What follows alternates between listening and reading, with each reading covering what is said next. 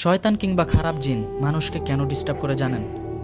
কারণ এই শয়তান কিংবা খারাপ জিন তারা চায় একজন মুমিন বান্দা, অর্থাৎ যে মুমিন বান্দা 5 ওয়াক্ত নামাজ পড়ে এবং মহান আল্লাহ তাআলাকে স্মরণ করে, তার এই নামাজ, কোরআন পড়া, তারপর মহান আল্লাহ তাআলাকে স্মরণ করা, আরও অন্যান্য যাবতীয় যে ভালো কাজগুলো আছে সেগুলো থেকে যেন তাকে বিরত রাখতে পারে।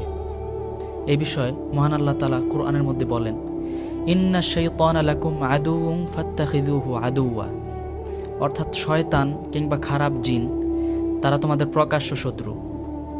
অর্থাৎ এই শয়তান কিংবা খারাপ জিন তাদেরকে প্রকাশ্য শত্রু হিসেবে গ্রহণ করো।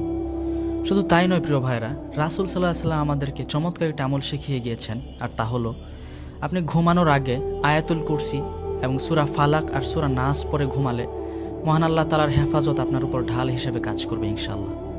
আলহামদুলিল্লাহ। সুতরাং ভয় নয়,